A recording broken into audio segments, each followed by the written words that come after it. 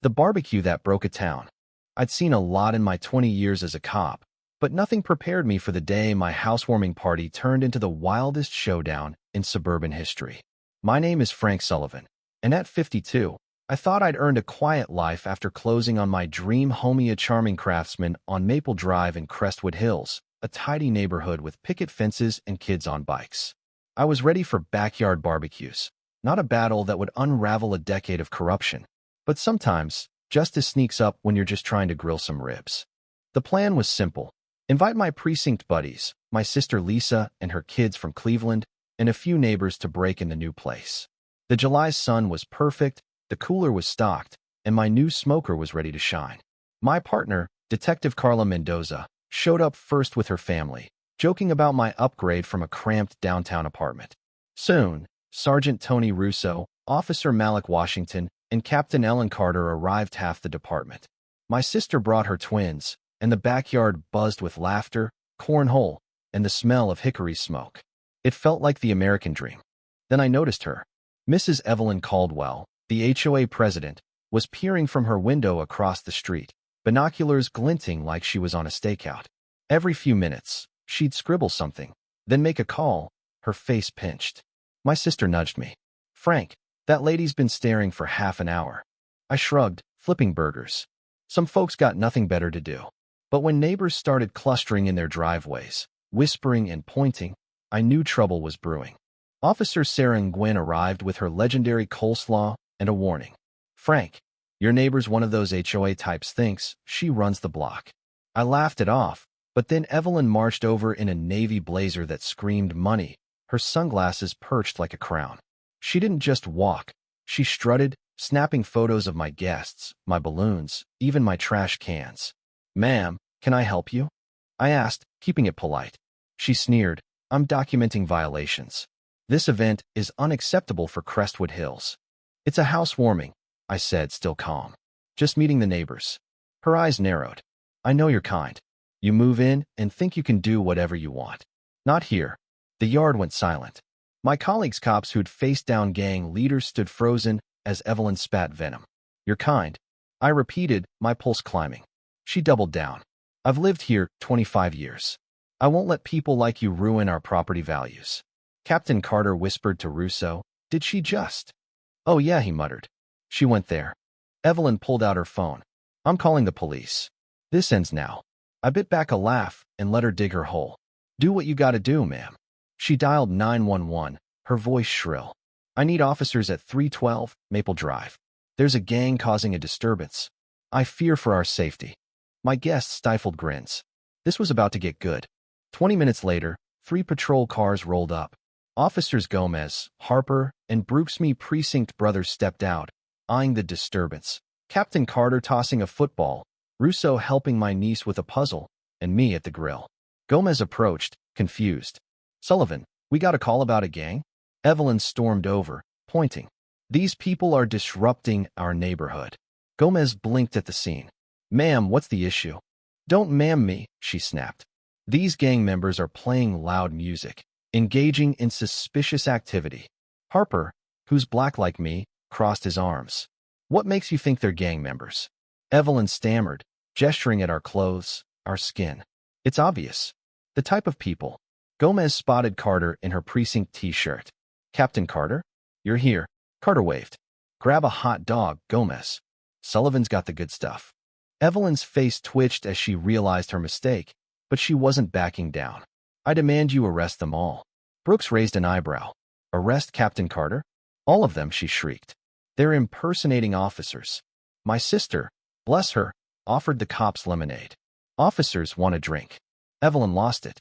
"This is a conspiracy." That's when she crossed the line. She poked Carter in the chest, calling her a slur I won't repeat.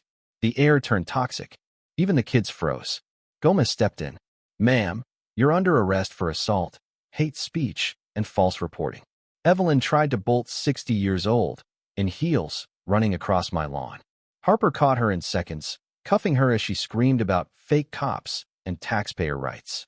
Neighbors filmed, some laughing, others mortified. As they loaded her into the cruiser, she yelled, "You don't belong here." I thought that was the end. I was wrong.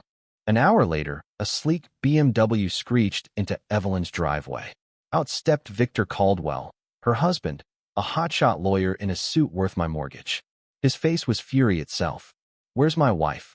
What have you done?" He stormed onto my lawn, pointing at me.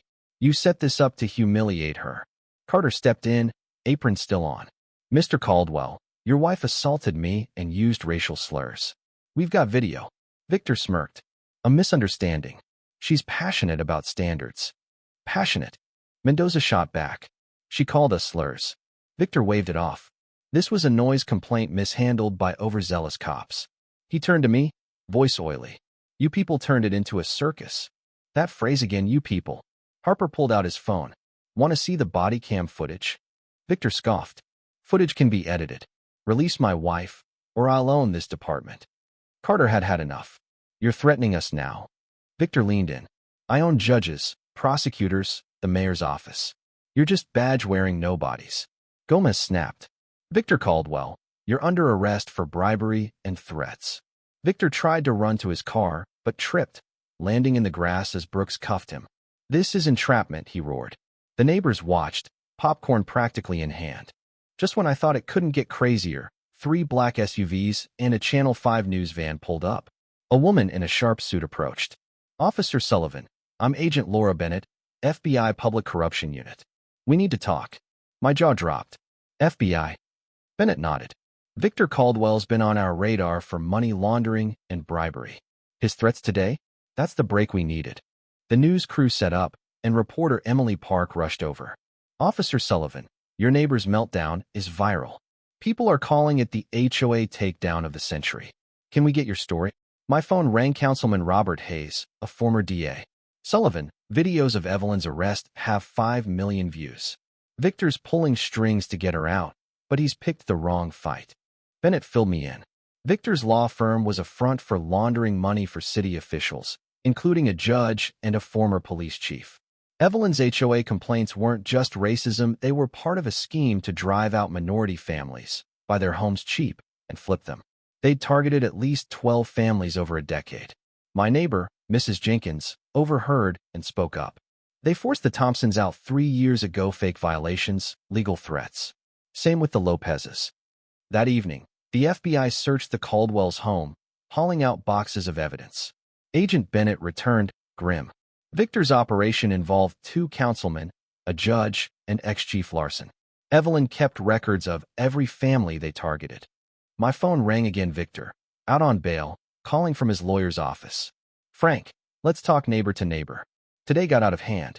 Let's coexist." "Coexist," I said, stalling as Bennett traced the call. "Your wife assaulted my friends. You tried to bribe us." His tone hardened. "Some people don't fit in, Frank. You've started something you can't finish. By tomorrow, your department will be under investigation. You'll regret moving here." He hung up. Bennett grinned. "That's witness intimidation. We've got him." The next morning, FBI agents arrested Councilman Patricia Vance on her lawn. By noon, Judge Coleman and ex-Chief Larson were in cuffs. News crews swarmed my house. Emily Park said, "Your barbecue exposed a corruption ring, Frank. How's it feel?" I shook my head. "I just wanted to grill ribs. Now I'm a witness in a federal case." Evelyn, facing years in prison, turned on Victor, handing the FBI everything: names, dates, bank accounts. Their empire crumbled. Victor got 18 years for corruption and intimidation. Evelyn got 10, her cooperation shaving off time. The judge, councilman, and Larson faced a combined 40 years. The city elected a new council, hired a reformist chief, and rewrote HOA rules to ban discrimination. 6 months later, Maple Drive hosted the first Crestwood Unity barbecue. The Thompsons and Lopez's moved back, their homes restored through settlements. Kids played, neighbors laughed, and Mrs. Jenkins brought her famous peach cobbler. Carla Mendoza nudged me at the grill. From burgers to busting a crime ring. "Not bad, Frank." Agent Bennett, now a friend, joined us. "Your story sparked investigations in 4 states. People are fighting back because of you." Mrs. Jenkins and the Thompsons announced the Maple Drive Alliance, a group to keep the neighborhood fair and united. 50 families signed up by sunset. As the stars came out, I got a text from a stranger in Texas. Your barbecue inspired our town to stand up to corruption. Thank you. I smiled, locking my door. The Caldwells had tried to rule Crestwood with fear. Instead, they'd built a community stronger than ever. All it took was a barbecue and a refusal to back down. What do you think? Share your thoughts in the comments. Have you faced injustice or bullying in your community? Do you believe standing up, like Frank did, is worth the fight, or does it risk too much? Let's hear your take. Your voice matters.